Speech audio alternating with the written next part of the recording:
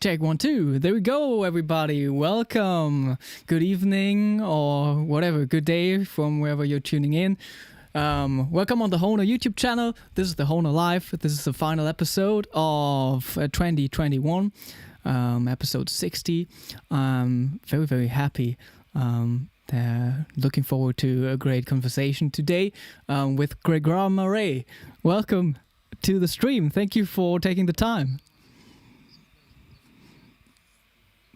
That's wonderful. Yeah. So I was skipping through my phone today, looking for those old pictures from the Seoul Harmonica Festival in 2017. Maybe people can see this.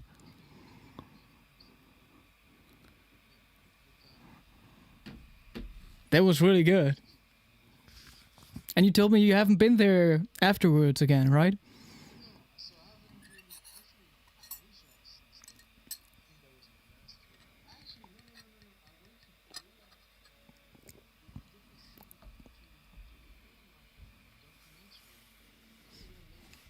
Oh, wow.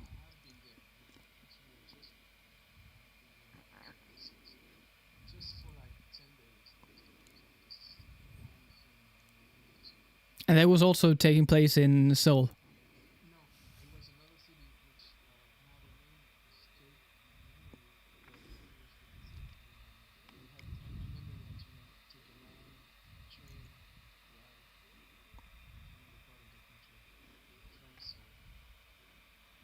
Oh yeah. Oh, let's see. I think something with the audio is wrong. Maybe. No, I can't hear you, but it's not coming through the program. But everything's set up correctly. Output, multi-output. That should be right. So I'm gonna go to the OBS settings.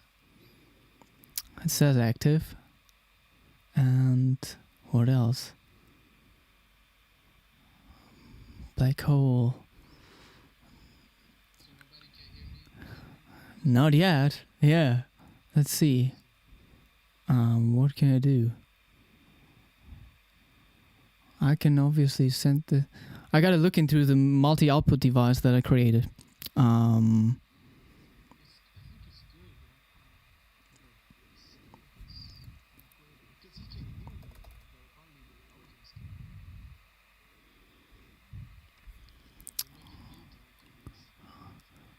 Let me see.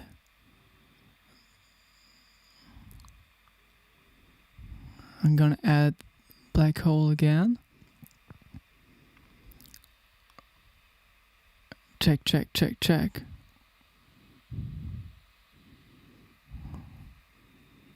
Okay.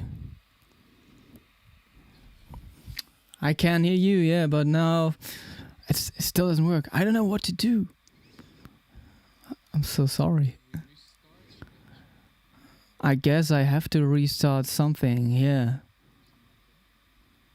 Maybe I just gotta restart OBS. Or maybe I gotta update Zoom. It's weird sometimes.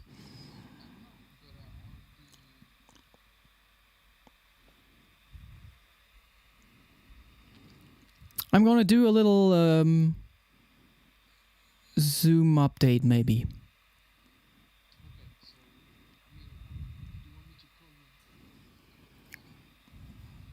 Yeah, you can just join the meeting again. I will just start it again. It will be quick. Okay. There we go. Let's see what I can do. I'm gonna create this little or install this little update. Maybe it will make things better. But also I can see this is my daily stream setup. So if I play some music from here, we can check if you can hear that. This is a little Christmas recording. No. Can't really hear it in OBS. I think I gotta restart OBS. But I'm gonna do it after installing the update, if that makes sense. So I'm just gonna play. It's beginning to look a lot like Christmas for you.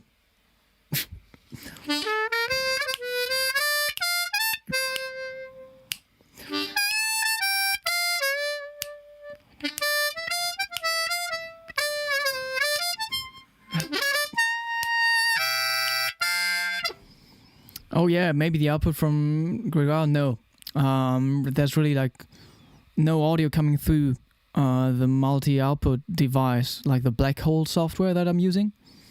I never had this problem, but I'm installing the update for the Zoom right now. So let's see how it goes. Because usually you're supposed to hear everything that I play from my computer. So yeah, if I play this, you can't hear it. Multi-output. Check. So the audio MIDI setup is right. I included the MacBook Pro, the input as an output, yeah, that's silent. Then my interface, and then the black hole software. That should be right. It's all in there. I think I gotta restart the stream. I gotta quit OBS. See you in 2 minutes. The multi-output device, which would be hard to fix right now.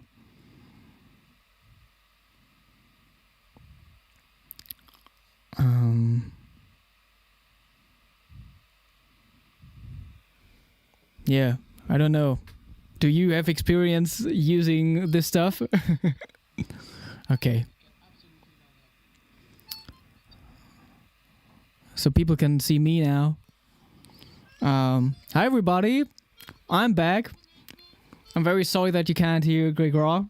I had tried different options and created a new multi-output device, but still, I've no audio coming through the black hole software in OBS, so maybe we gotta postpone this. I'm very sorry. It would take too long to fix this right now.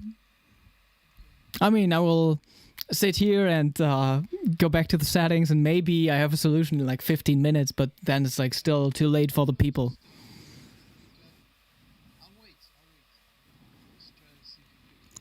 I mean, if it's like 15 minutes, I will let you know, but otherwise, yeah. I feel we have these two options, yeah.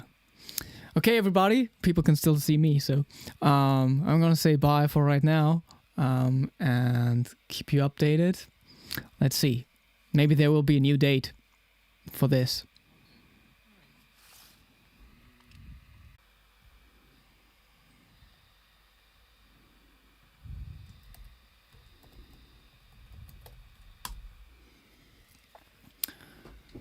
Check 1 2. Hi everybody, we're back. I hope you can see me, see us. Grégoire is entering the Zoom call again. Please let everybody know that we're gonna continue, or rather start out again.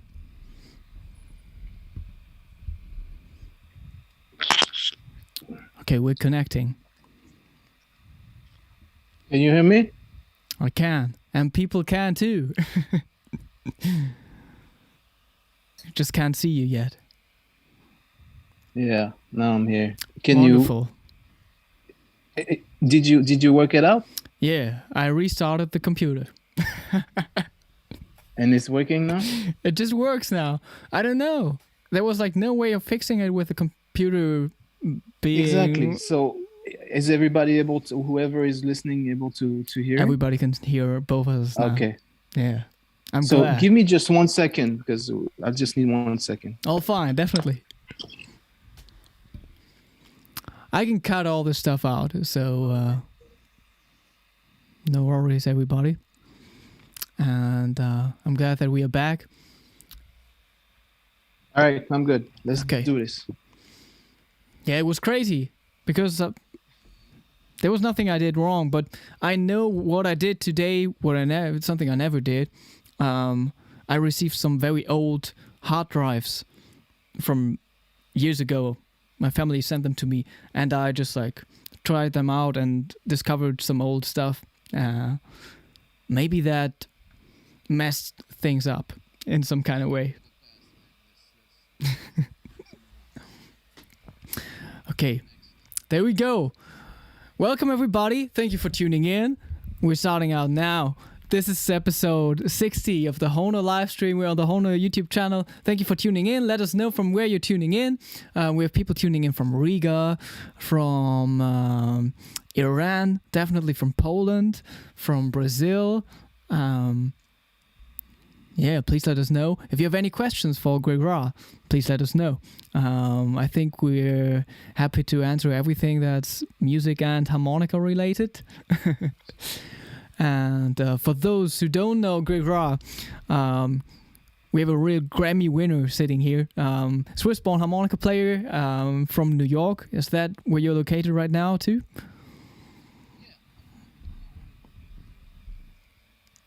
Okay.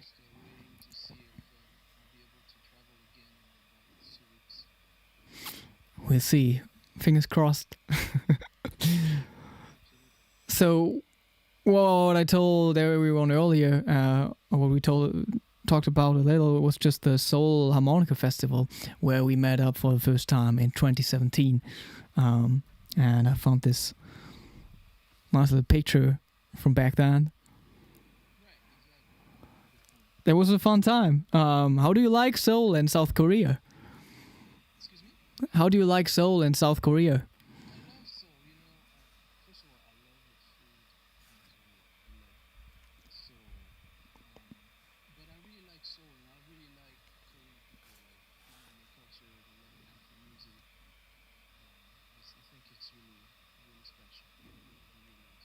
Yeah.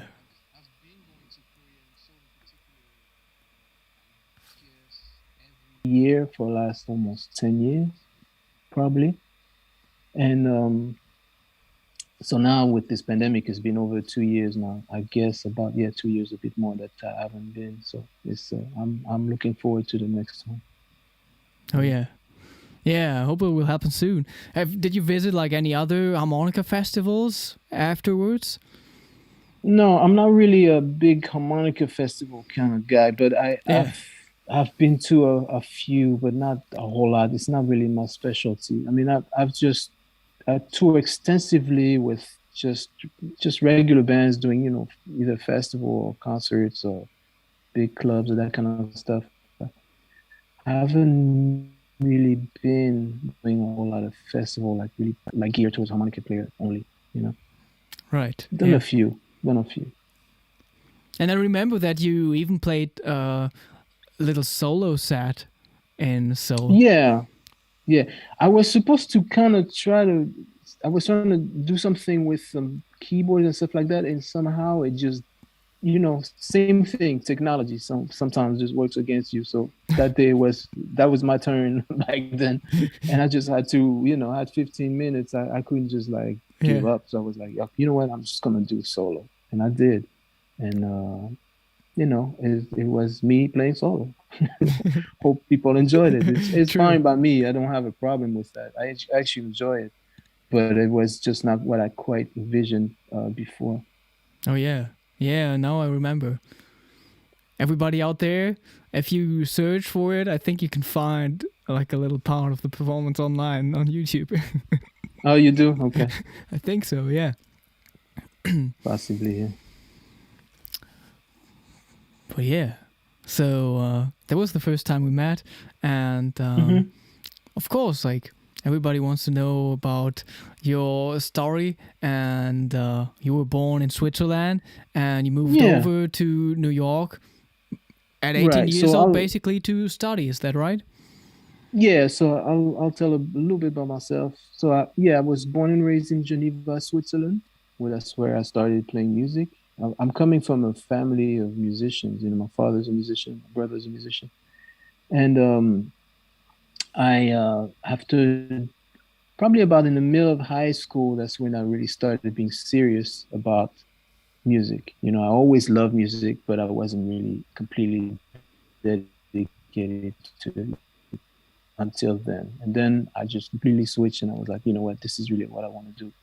So once I was really into music fully, I just went full on just playing harmonica like 8 hours a day, literally. So I changed my major to music back in Switzerland in high school. And Oh, then from okay. that, I knew that it was going to be difficult for me to keep studying music and harmonica in particular in Switzerland. So I was trying to find where I could go to further, you know, my studies and get better and all that kind of stuff. And eventually I came to understand and believe that the best thing for me was to go to the US, you know, and my mother's from New York, so it was very easy for me to go to New York to study, which I decided to do. And I went to the new school and I got my BFA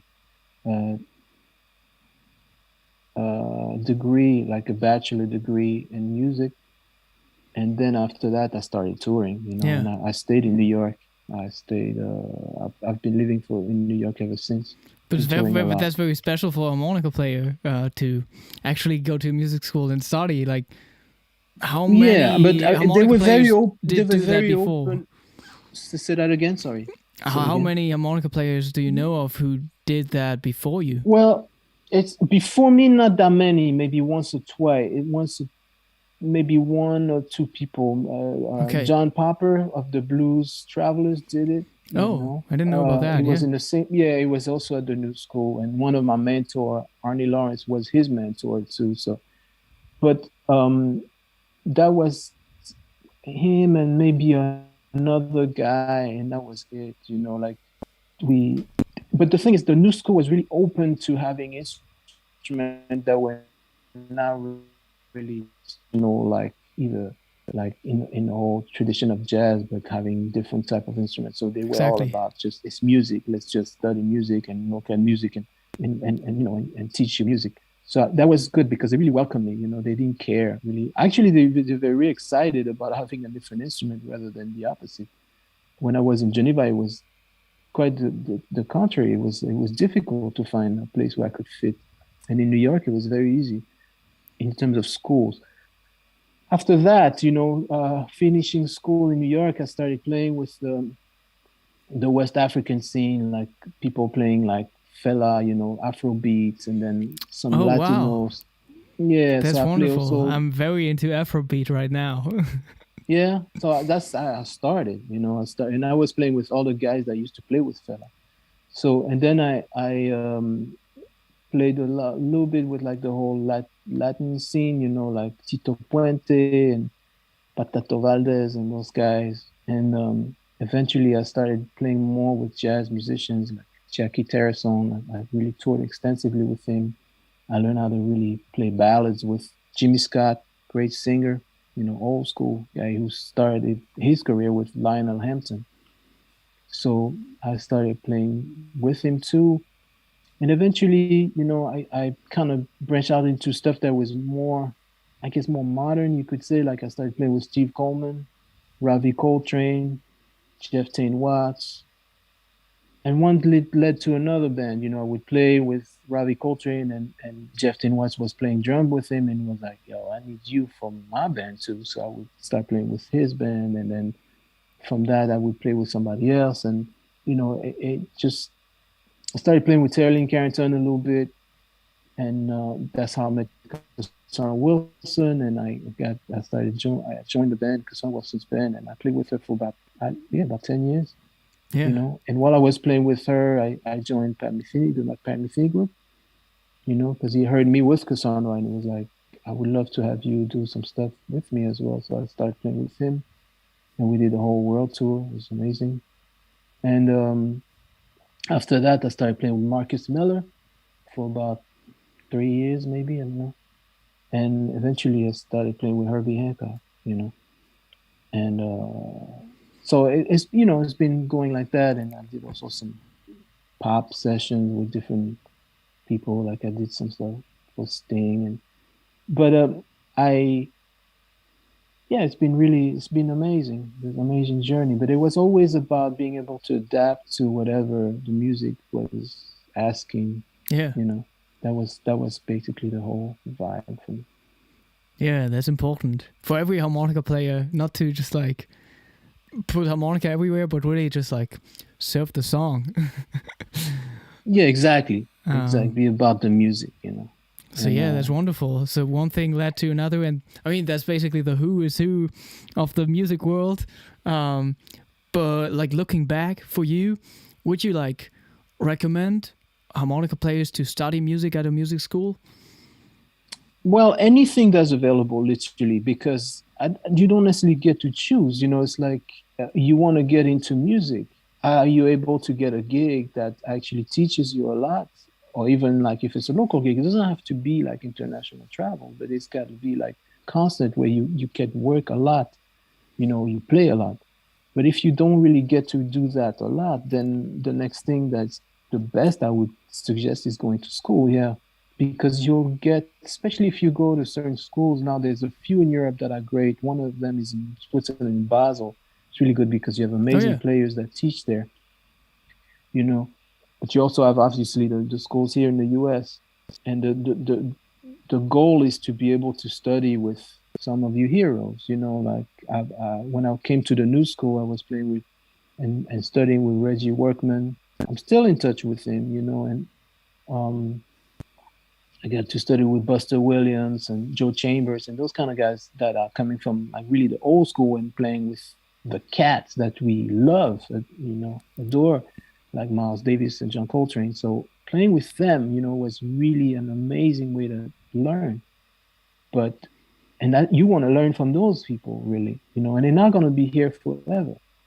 Eventually they'll pass, and then it's going to be the next generation. So it's always like about what you can learn from the masters. It is the tradition of jazz and improvisation is about learning from the masters and getting the tradition and the knowledge taught to you, and eventually you will teach the next generation. It's going to be your turn. So that's really what it's about. Yeah. That's really a key, So who were did you really have like harmonica teachers in Switzerland or in New York? Yeah, in Switzerland I had one teacher that actually could not read music. He was self-taught, but he could play classical music on the harmonica, and he taught me for about a year. Because when I went to high school and I changed my major to music, they really insisted that I needed to have a teacher. They did not want me to be just self-taught. They were like, no, you need instruction. So I was able to find this guy, and he was like, yeah, I'll teach you what I know. And what he knew was to play a few pieces on the harmonica, classical pieces. There was one by Chopin, a few by Bach. And I just, I learned that, and it was amazing. But it lasted 1 year. And after that, I went to the new school. I changed and moved to New York. Yeah. So that was a great gift, to be able to study with this great player. His name is Jep Cannon. He passed now, fortunately. He was a very good player, and then I just didn't really study with the harmonica player. Actually, I just would study with amazing musicians like Charles Tulliver,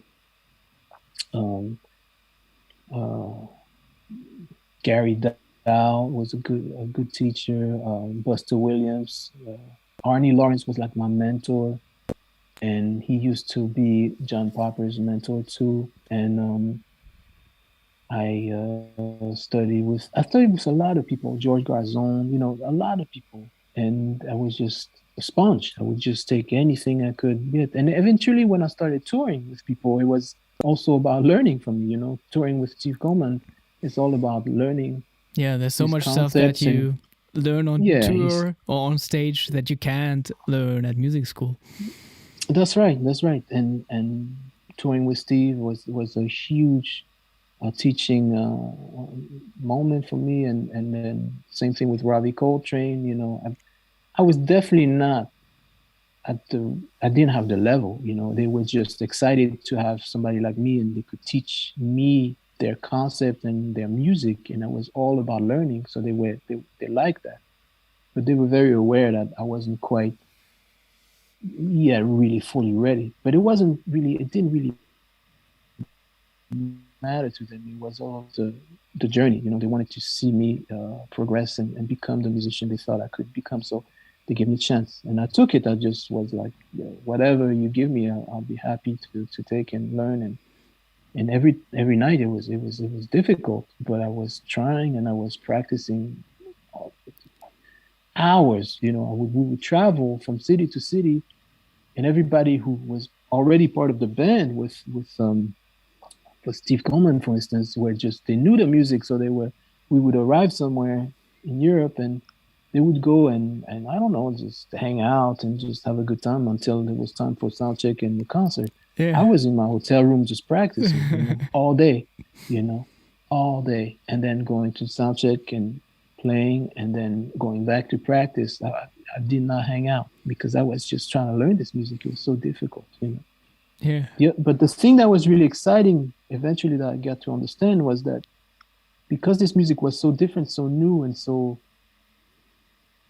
unusual on the instrument, on the harmonica, I really had to find my own approach. I really had to find a way to play this music that was just different, you know, from anything that had been done on the instrument, from from Toots Stillman, for instance, or Stevie Wonder. There was no way I could use their concept, their way of playing the instrument and being a match for this new kind of music that was asked of me to perform. You know, Steve Coleman and Ravi is just completely different. I also joined like Dap Theory was kind of similar concept. So all these bands that needed me to really figure out something new on instruments. So I did, you know, but it took me time. It took me a long time. Oh yeah. Yeah, that's I mean, first of all, the best opportunity ever to just like learn from and play with people who are better than you. And true, like on tour, you can either get wasted and drunk or you can just like practice or read a book, whatever. Uh, Yeah, I mean, for me, it was all about getting better. You know, I knew that I had a long way to go, and I was okay with that. You know, and they were absolutely aware that it was the case, but they just wanted to give me a shot, and they saw so that I was very serious about learning, practicing, and growing, and getting becoming better. So they were happy with that. You know, so they would take as long as I needed. Also, in terms of explaining to me certain concepts, if I needed explanation they would take the time. You know, they were not like just trying to. They were happy to really take the time and make sure I got it. You know, so which is just all you can really ask for. You know. Boas wrote into the chat that you maybe started out on the diatonic. Did you start out on the diatonic harmonica? Yeah, I did. I mean, I was really a blues player in high Okay. school early for first year, but it lasted about a year because eventually when I changed my major to music, the school program was very kind of leaning towards classical music, and they were like, you need to be able to play classical pieces. And I was like, I didn't realize at the time that actually you could even maybe play it on the diatonic, but harmonica.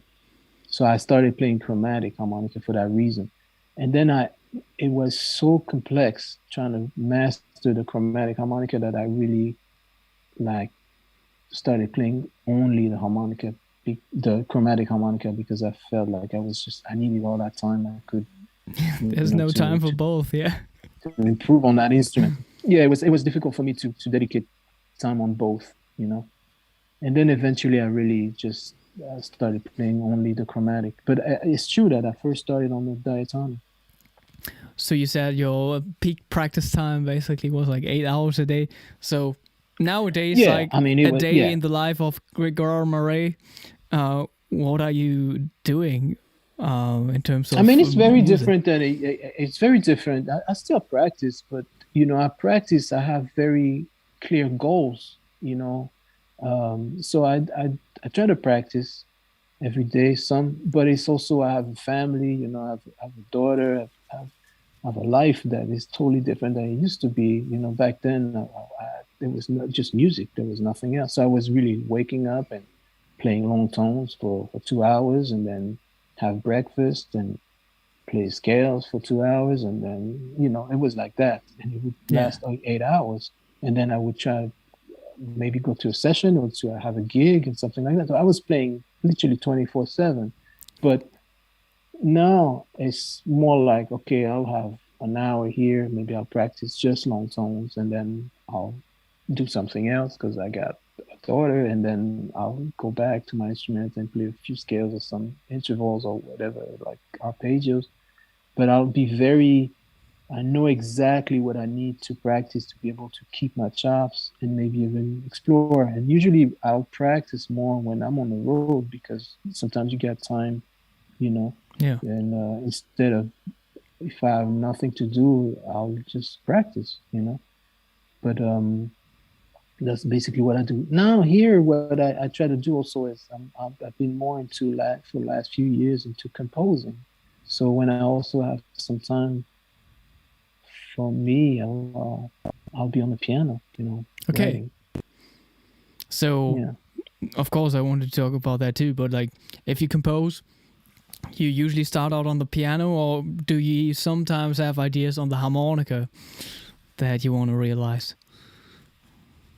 It may happen once in a while that it's on the harmonica, but it's pretty rare. Most of the time, I'll be doing that on piano. Oh, yeah. And my way to compose is really, I'll play certain chords, and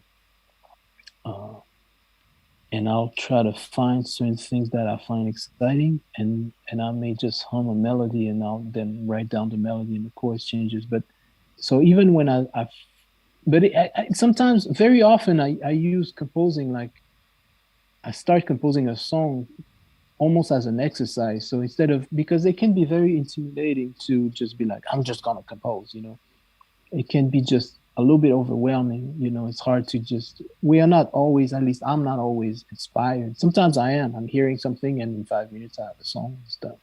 That can happen, but it's really a minority of the time. Most of the time I'll be like, okay, let me write, or like work on like a writing exercise almost. Like, let me write something based on a fourth, the interval.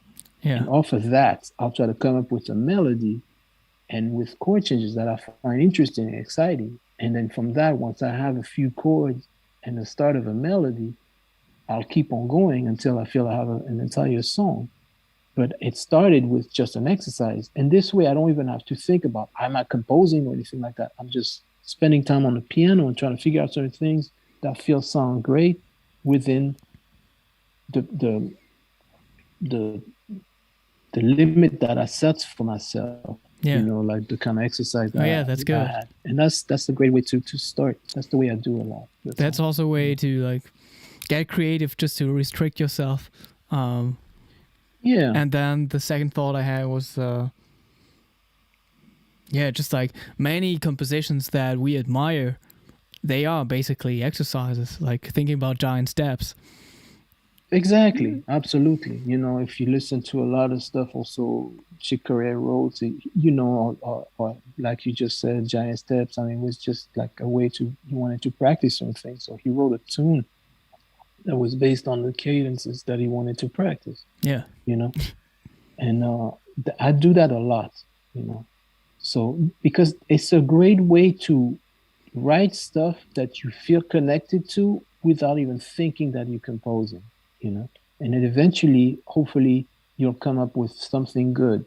And then if you don't even care. Just you were on the piano doing stuff, and okay, well, I'm not gonna keep that. It's not really that deep, But then eventually you will find some stuff that you feel really connected to, and you're like, wow, that's cool. I think I can play that and have fun with it, Right. Yeah, and if it turns into a song, like, it's not worth less than a melody that just comes into your head. Like, it's like That's right. You can breathe But in the then you can life welcome afterwards. both. Yeah, you can welcome both. So whenever you get inspiration to do like writing a song, just hearing this thing and just write it down because it's just coming to you. That's a great way too, but it doesn't happen all the time. So instead of sitting and just waiting for inspiration all day and nothing comes, you just already when you can just whenever you have those time where you don't really hear anything right away, you can kind of create stuff that will inspire to hear stuff. You know, that's Yeah. the way. Composing is like anything else. It's something that you practice and exercise and do, and the more you do, the better you get at it. It's not one of the things where you just are great, that's it. It's something that you start and it may be kind of so, and then eventually when you keep on working at it, you become better. That's for sure. Like anything else. Yeah, just another thing to do every day. Exactly, you improve it. It's not. It needs to be. You need to practice composing if you want to be good at it. So looking back at the past 2 years, definitely things have changed, and maybe you got more into composing. But did you also get into teaching at all?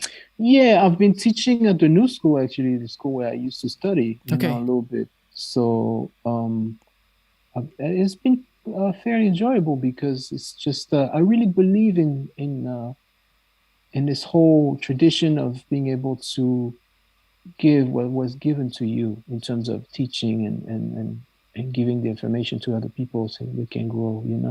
So that's what I do. So do you also teach harmonica players there? Whenever they are, yes, I do. But there are a few here and there, more than before, way more, but not enough for me to just be teaching only harmonica players. I teach ensembles and I teach different instrumentalists. Right. Yeah, that's wonderful. I mean, in the end, the instrument doesn't matter. Like I remember that I had the chance to invite Howard Levy over to the Hamburg Music School 2 years ago, and like every instrumentalist was like super excited after he gave his workshop, and many of them took lessons, and it didn't matter. Like he taught like a harp player or a flute player or a clarinet player, exactly, and everybody was just like, "Wow!" Exactly. Just amazed by of like what he could like teach. Exactly. Yeah, he's a great musician. Absolutely. So talking about the very important stuff now, are you a lip purser or a tongue blocker? Tongue blocker. Like 100%. Oh, 100%. Okay.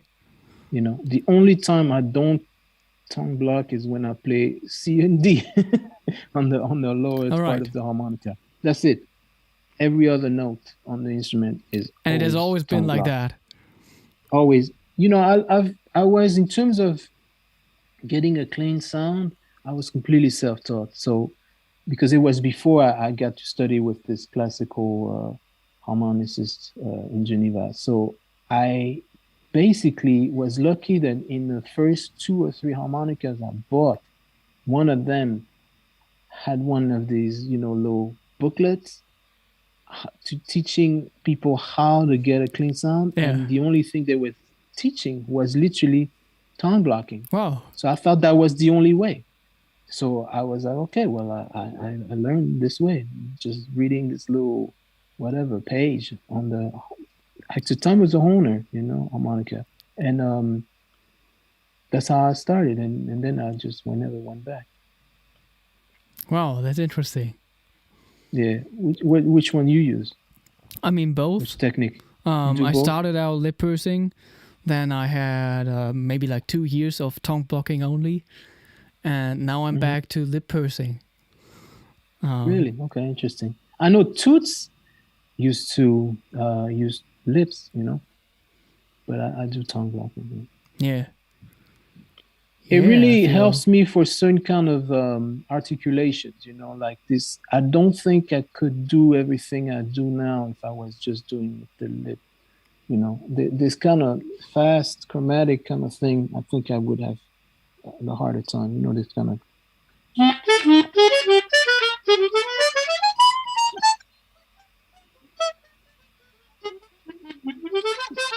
You know, that kind of stuff. So you're using the tongue switch technique too?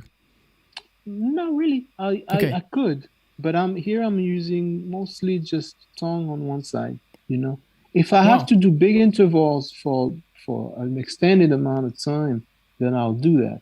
But if it's very short, you know, I'll do just 1/6 or a seventh or whatever like that, and then go back to some more smaller intervals. I don't need to do tongue switching, you know. Yeah.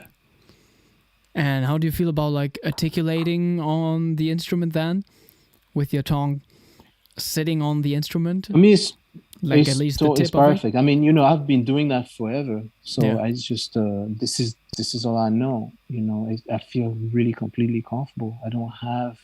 I feel like because of that, I have certain things that I can use with the throat in terms of, you know, articulation. Like I can kind of work on each note a little bit different. Like,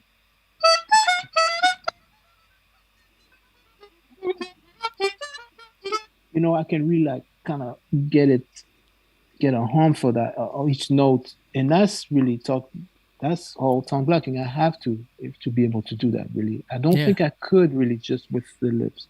You know. I actually feel like I just listening to it again right now. It's like that's very special about your sound that you have that strong attack. Yeah, exactly. That the attack is I feel is. I mean, you can definitely get a really good attack with the lip, but it's gonna be different. You know what I mean? It's not gonna be quite the same. And the approach I have with the instrument, I think, is it really requires the tongue blocking. Yeah. Very interesting for people out there. I mean, I feel like last week I talked to Franco Luciani. I feel like he's a tongue blocker like 100% too. Right. But he also used a lot of the octaves and all this stuff. So he really, you know, there's no other way. But yeah, absolutely. Yeah.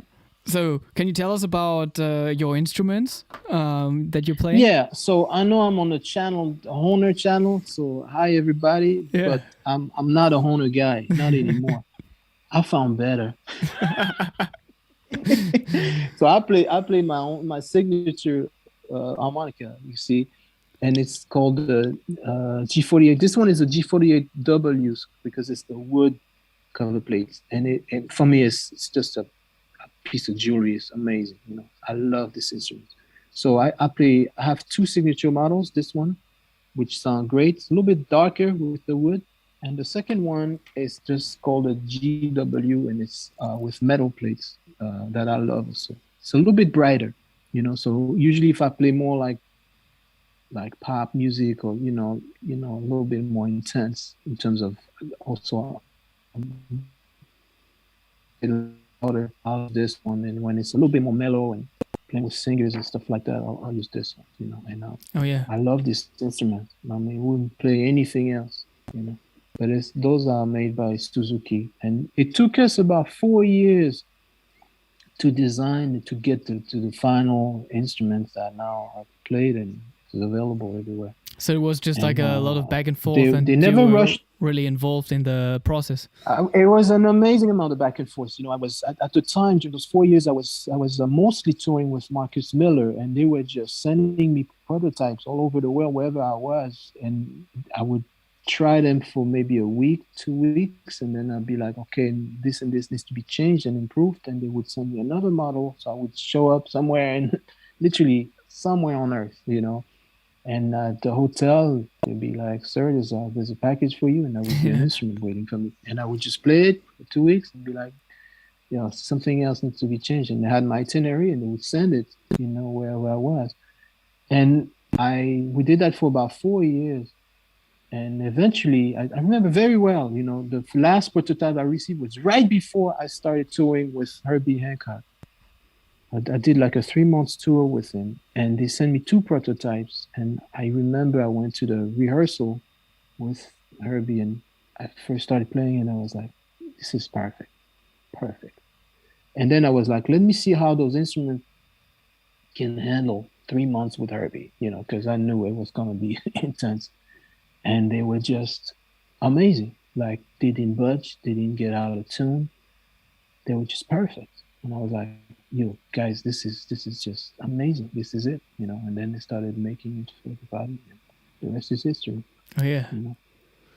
So, how much do you know about like the insides of the instrument? Or what I rather would be asking is like, do you also just like work on your harmonicas yourself, or set them up, or fix them?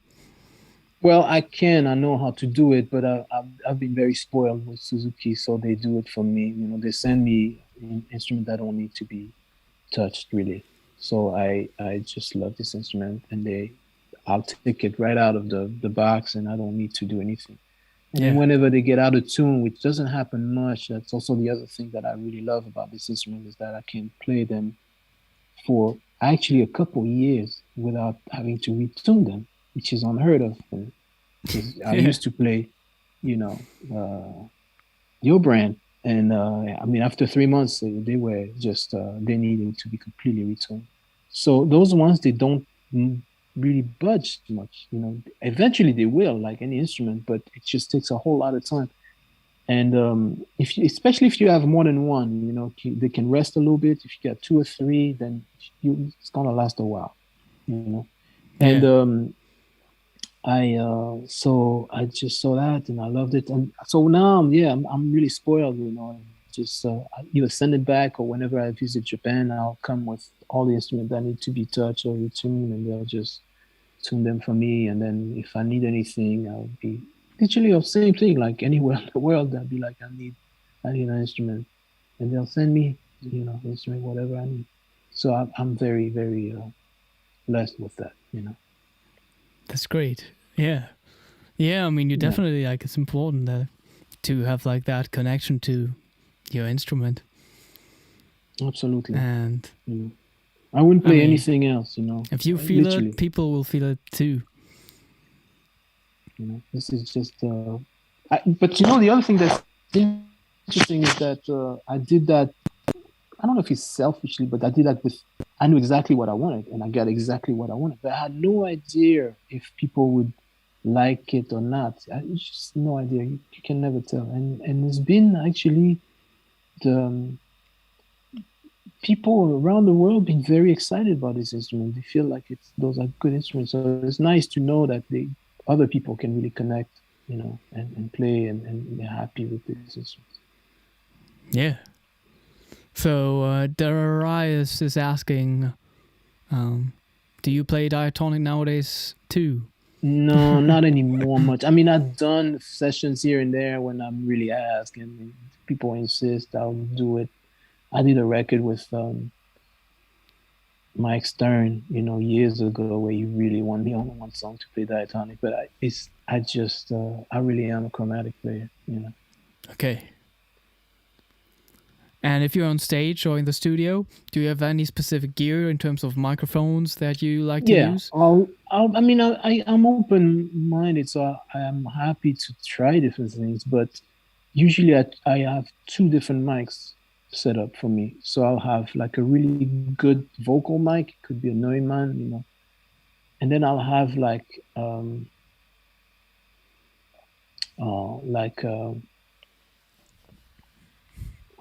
second mic, I gotta think of a Royer, some mic like that. Okay. Those are very well known to record amazingly, like guitars and stuff like that. But they don't have the same definition. They're very, very warm. So the 2 of them together really is, for me, the best result in terms of sound. So I have the definition with the mic is a little bit brighter, and the warmth of the other mics is a little darker and warmer, but not as defined. And both of them together, mixed together, to make it sound great. So that's for the studio.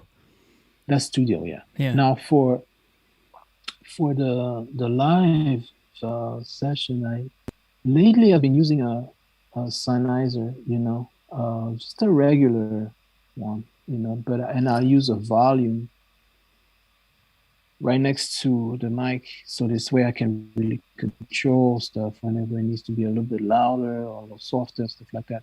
And but I have a vast array of microphones. I just use a lot of different mics, for live. But I like even just the Shure 58, but I like Sennheiser better. Okay. To me, the sound itself is actually closer to the exact sound that comes out of the instrument. It's much more like just exactly whatever you play, whatever it sounds like, that's exactly what's going to come out of that microphone. It's not going to be altered at all. So how do you feel about the difference of like playing in front of a vocal mic that's in a stand and actually like holding the microphone?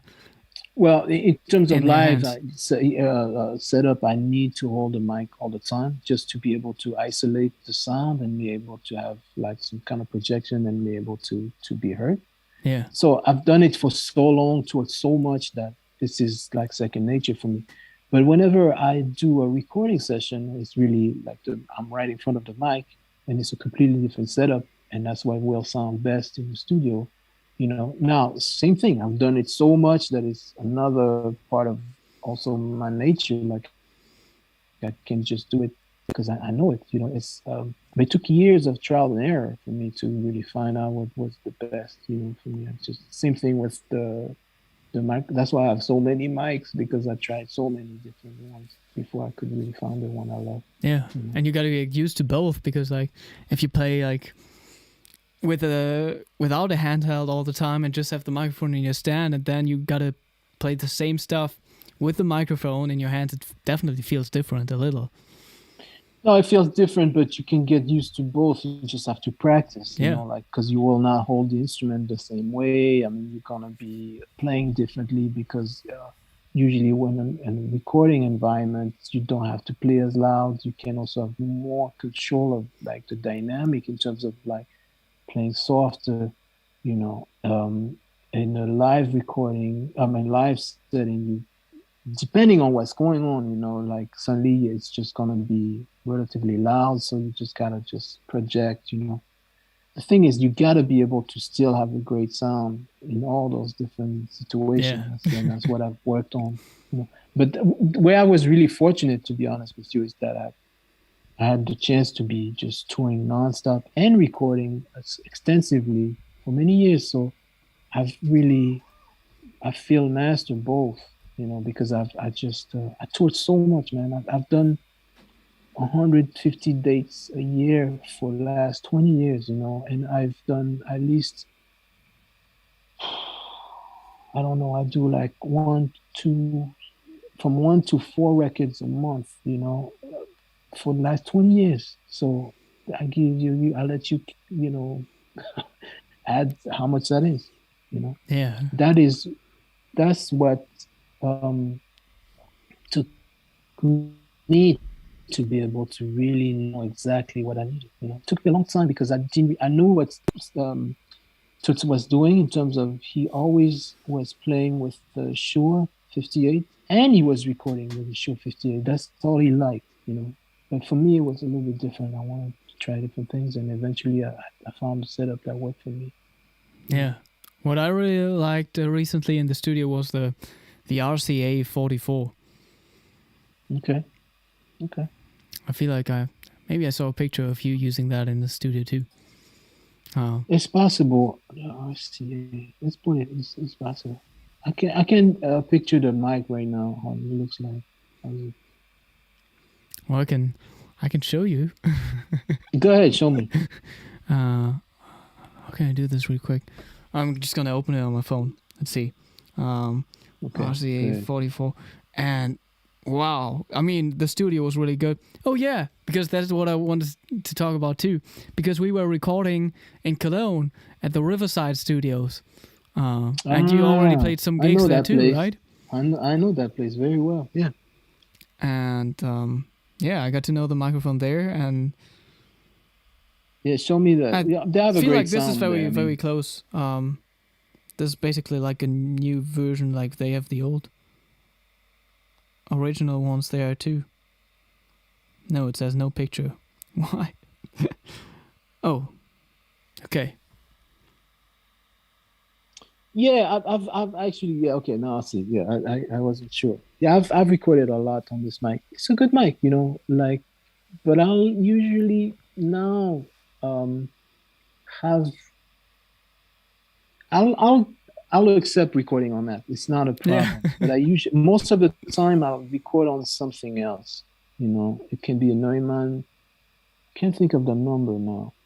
But it's just whatever like great mic vocal mic they would have, you know. And usually those mic are a little bit bright because with vocalists, you know, they True. like having a mic a little bit bright, you know, to keep like stuff like super clear. And then I'll add that second mic that has a little bit more dirt, a little bit more like um, soul to it in a sense. And Yeah. both of them together just gets more the sound I want. Yeah. You need some warmth for the harmonica, and you can still keep Absolutely. like the clarity in the upper frequencies from the other microphone. Yeah. That's what. I mean, some people are very satisfied with just one microphone. You know, it's just everybody's gotta find their own thing. You know. Richard Coster is asking, Grégoire, could you tell us about the solo on Jean Pierre? That awesome rhythmic stuff. Was it made on the spot? Yeah, you're talking about the live one or the recording one? Because there's a live in Japan that was on YouTube that you know was with Marcus Miller, and then there's a recording that I did with Marcus Miller on a record I think is called Fruit. So which one is that? Like, I'm not is sure. this, Richard, which record are you referring to? So I'll talk about the live version. It's all really in the moment because I just don't have anything really prepared. It's the same thing really, honestly, in the recording session. But usually when you record, if you do more than one take, you'll get to work and refine whatever you kind of started originally in the first take. You know, you get to maybe do something different, but it's got some elements of the first take, and then you find other parts that maybe work a bit better. Oh yeah, but he's whenever talking you're about the recording. completely That's live, what he writes. okay. So I can't remember what take it was, but we definitely never did more than 3 takes with Marcus. So it was really in the moment, you know, and it's been a big component of stuff that I really developed over the years, starting probably with Steve Coleman and Ravi Coltrane, where I was really like really into rhythms and try to use rhythmic displacement and just kind of like certain figures and just really work with it in ways that I felt was really interesting musically, and they were not necessarily used and played a lot on the harmonica. You know, I would suggest you also check out that version live in Japan. It's on YouTube, you know, and because it's like maybe an even more explicit way of me really developing stuff on the harmonica with like displacing certain ideas and working with the rhythm in some kind of way. But it's all in the spot, really, you know.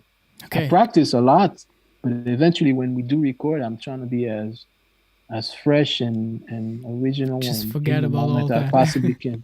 Yeah. Yeah. Yeah. So your two most recent albums, you released them on the Act label. Yeah. The first one in 2019, which is Harp versus Harp, which is very, very special because you're collaborating with another harp player there. Right. Exactly. His name is Edmar Costaneda. Exactly. Very close, maybe, from Colombia. So, how did this come about? It was really it's special. a wonderful idea to play a duo with like two harp instruments. I don't know about another duo with playing in that setting. Maybe eventually. I mean, we've been touring extensively with Edmar just as a duo. We had to stop obviously with the pandemic. We will start again if things allow us in next March. We're going to be coming to Germany Okay. going all over the place. But yeah, Edmar is like my brother, you know. So we have a lot of fun when we play together. I first started playing with him. The first time actually we met was with Marcus Miller, um, in in Monaco. We were playing together, and we knew right there that we had to do something together. And eventually, he called me to join his band. He had like a band called the World Ensemble with like a lot of people. Like I think we were 9 in total, and it was great. And we had a great time. But we decided that we should probably do something just in duo because there was something every night when we were playing. He would ask me to do a duo with him, and it was quite special. So we decided to do a record, and eventually we found the time that we felt was right to do this record. And then Mara and I decided that it'd be great to invite Bella Fleck Yeah. to join us, you know, and we had a great time, you know. So that was a great experience, and it's a great thing to play together in duo. We've done a few things this past fall in the US, and now we're waiting for next year to do it more in Europe, you know. Yeah. Um, Definitely. I loved listening to the album today, and definitely recommend it to everybody watching. I mean, it's some Thank you, really yeah. some good time music. You play some Carreño on there too. Yeah. And of course, like it features Bela Fleck, who many of the people who are tuning in right now know from the Fleck tones. Right, It's very exactly. groovy. You play some chord harmonica too. I do, yeah, on one song, you know, called Yeah. Blueserinho. I extended to the chord harmonica. Just sonically felt like it felt right. So yeah, it's great. You know, Edmar is such an amazing rhythmic player, you know, and so Which it is so fits really, really very well. essential for a duo. Yeah. But you need it at some point. You need the rhythm, so it's a Yeah. great fit, you know. And he's I mean he's coming from the tradition of Colombian music, and there's a whole tradition with the harp, you know, there that is completely different from whatever we know in classical music and harp in European setting. So it was a great way, just two different cultures really meeting and be able to kind of find a place, you know, where we could create.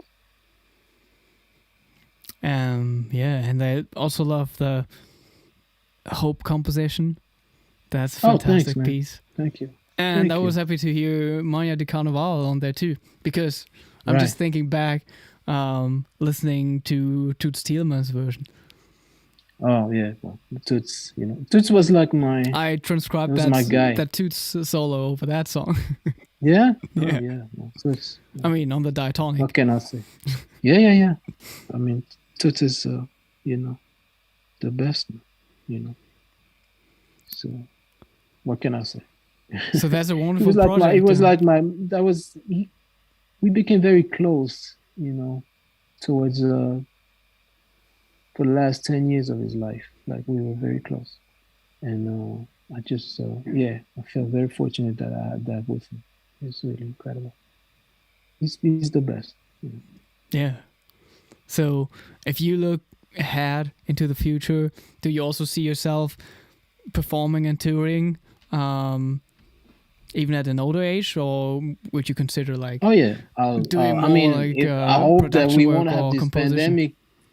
I hope that we won't have this pandemic for the rest of our lives, you know. But yes, I will play and perform until the day I die. I mean, literally, like it's necessary for me. I need it. I love it. You know, I love it. Yeah. You know, I'm coming from, you know, I'm coming from. I was really fortunate to tour with the old school guys, and early on in my life, in my career. So, and those guys, that's all they knew, touring. You know, they were not like just, no, it was just touring constantly, like Ray Brown, those guys, you know. And and I guess I got the bug, like I need it, you know, I need it just like I love it, you know. I've done like I said before, like I do about when it's normal, when it's not pandemic and a big old mess, I do about 100, 150 to max maybe 200 dates a year. So, you know, but I do it by passion because I have a passion for it. I love it. I don't do it because I'm obliged, you know. I love it. I really genuinely love it. Yeah. Yeah, that's wonderful. And I think we can feel that, and that's the most important thing. Like, if you really just enjoy what you're doing in the very moment, and not like whatever, do it for the result, which could be anything, but just like enjoying the moment itself. For me, it's about the instant. It's about sharing with the audience. It's about sharing with the other musicians. It's about the joy, the pure, beautiful feelings they create in all of us and for all of us, you know. And that's what music is, you know. It brings so much. I always knew it since I'm a small kid that music was probably the most important thing in my life, you know, in terms of being able to express myself and really have very profound emotions. Yeah. How do you feel about the difference of like improvising and playing a solo and being in the moment on stage versus being in the studio? Well, it's very different for me because in a studio, you know that you got to forget that when you play, but in the back of your mind, you know that whatever you're going to do, it's going to be kept of the recording will be there forever. When you talk about a live moment, you don't think about that at all because, well, nowadays a lot of people do film it and put it on YouTube, but that's not really what it's about. It's about the moment, and who cares really if I'd say that I really, really cherish music, but at the same time, you got to be detached in a way where you just try things and you have a sense of detachment where you can really be your best. Because if you're too attached to like, I want to play great, you'll never be your fullest and the best of yourself. You know, you got to be in a place where it's almost like a Zen moment, you know, where you completely detach, and with that detachment comes your best, you know. So, but in studio, you got to do the same thing, but you kind of know somewhere that stuff will be around for a long time, you know. And also, you want to be a bit more concise when you record because, you know, that's going to be more effective. It's going to be more interesting. You don't want to be playing a 20 minutes long solo in a recording. You know? It makes very little sense most of the time, you know. It can happen once in a while, but that's really once in a while. During a live thing, it's possible that once you'll be into a moment, you'll play an extended solo really, and it really was the moment, you know, and that's cool, you know. But it's much rarer to find that in a recording setting. You want to kind of keep it relatively short and concise and really focus, and so it's a different animal altogether, you know. Yeah. And I feel like maybe the pieces on the follow-up record also have like more of a song character on the Americana album. Absolutely, yeah. It was very much just playing songs that we loved, you know. Those are songs, really, you know. So it's a totally different aesthetic, totally different way to look at it. Here, the sounds like it's much more mellow in terms of, you know, the stuff. The tempos are very different, slower, you know.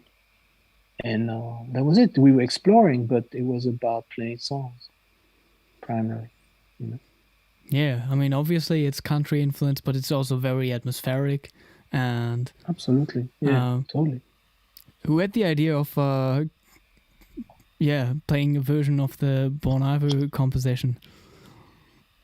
It was Roman Cullen. Like we were talking about the songs we wanted to play, and he came with his idea, and I started learning the song, and I thought it was really special. We changed the key actually to make it just easy to just negotiate on the chromatic harmonica, and it was a great fit for this record, and it was a great call because obviously that song got like over 3 million streams or something like that. It's crazy. Yeah, you know. But And did It that was put you on to Bon Iver too? Did you like check out more of his music? of course, yeah. I'm a big fan. Love his stuff. Yeah. Yeah, love his stuff. So yeah, it was a great. It was just about songs, and that was just a perfect fit for that, And then we wanted to play those songs, but kind of go and extend it to something we would just discover in a moment in the studio, which is basically when you listen. It's like an edited version, which is just the song itself, and that's it. And then there's a like the records version, like full version, which is like a little bit extended, where there's like a whole vibe after the song. It gets into a whole like exploring the universe kind of thing, and it's beautiful, man. I think everything came out just right with that record. And it was amazing because we barely did more than one take with each song. It was done like very, very quickly because it was just all about the moment. And we were all able to really embrace it to a point where we didn't have to try other things. We just came up with whatever we came up, and it felt really right. That's wonderful. Yeah. I mean, always like if you have like a product in your hands that you're very happy about, like. But it was also beyond, like, it was just, yeah, it sounds really good, but it was just like, this is, sometimes that's really what you want. You want that first take. That's what a record is about. It's about just getting that really fresh thing, even if it's a little bit imperfect. It doesn't matter. It's about that moment of discovery, and that was really what this record was about. So more than like doing 500 takes and maybe doing it a little bit more perfect sometimes, it was about that discovery, especially when you talk about that second part of the song, Stacks. It was about the moment. And I think that if we had done many more takes, it would have been just kind of, it would have become stale a little bit. You know what I mean? Yeah. But did you have the chance to like take the program on tour, like before? No, because the record was released literally like when the 2020 when the pandemic hit. So it did extremely well for streaming. But that's always like the interesting aspect, because like I feel like back in the days it was more like the case that you could like already play the music on tour and then you hit the studio. And I feel more and more often it happens you go to the studio, record, and then you continue to discover the songs in new ways live. Both ways are valid ways to do it. You can tour for a while and then having kind of a report that makes to be great because you're gonna just come with amazing stuff. You really sound like a band because you've toured. And then there's other thing where you just want to discover things and see what happens and be surprised, and it's about the surprise. And then you want to do it before you tour because you want the surprise in it, Oh yeah. Yeah, so that was a completely different experience than like not being able to take this on stage. Yeah, we didn't. We knew that we were not going to be touring with Bill Frisell anyways, but we just wanted to see what would happen. Spend a day in the studio with him, just a trio like that, and it just we came up with really strong material. I feel really proud of that record, because it's not easy to play songs and come up with something that is really honest and yours and you, and just and stand also the test of time. I feel that record, I'll listen to it in like 10 years and it'll still be cool. Yeah. That's great. So I feel like the two records were really like, that's just like a great like concept or idea behind like the whole thing. But do you have plans already for like future records? I finished the next record already. It's not mastered yet, but it's mixed, and it's the next record. It's gonna be released also on Axe. And actually, I'm not gonna say much about it. You should go and check it out because I have no idea when it's gonna be released yet. But you'll know from my social media stuff and Axe as well. And it'll be. I think it's gonna be it's a great record. I know I'm very excited about that record. You know, it's a little bit more. It's between the duo again with Roman Cullen and like a quintet, but not in terms of like a jazz quintet, but just 5 musicians playing together. And I think it's really beautiful, you know. But we don't basically wanted to expand on what Americana was. Americana was like the starting point, and this is like the next chapter, you know. It's related, but it's different. You know, that was really the goal. So that's all I'll say. And I want you guys to discover it. And I hope you love it, because I'm proud of it. It's always nice. Really looking forward to it, yeah. And everybody out there should be too. Obviously, I put all social media links and stuff and Grégoire's website in the description box below, so you can check everything out, the most recent albums, and go to the Spotify and follow so you get notifications as soon as the new one drops. Yeah, absolutely. So yeah, what are your plans of like ending this year, 2021? Well, I got a couple little things. I mean, I'm supposed to go to Italy for the holidays because I have a performance with Alan Harris, a singer, and we're doing the Umbria Jazz Festival there. Okay. Now that's hopefully that's what's going to happen. And just, you know, you just never know until you're in the plane, literally. So that's the last thing I have for this year. And then I'll start the next year, like also pretty strong, you know. I've got a bunch of stuff. I got to go to Europe a few times. I have this trip to Dubai that I mentioned before we started recording. I got a bunch of stuff. You know, I'm gonna be also doing a tribute to Toots, you know, because it's gonna be his 100th birthday. It would have been his 100th birthday. So I'll be doing a series of concerts, you know, in tribute to him. And that should stay tuned for that, because I think it's going to be absolutely incredible, gorgeous. You know, working on the music right now. Kenny Warner, he's arranging stuff. It's going to be incredible. Oh, yeah. So it's just a lot going on, you know, a lot going on. I hope that this COVID thing is just going to get under control so can really do all the stuff we want to do. Definitely. Fingers crossed, yeah. And let me know as soon as you hit Germany in March, probably. Yeah. Okay, so March is with Edmar, and then April, May is going to be with that Toots tribute, and then I got more stuff in the summer. I mean, it's just a lot going on. Yeah.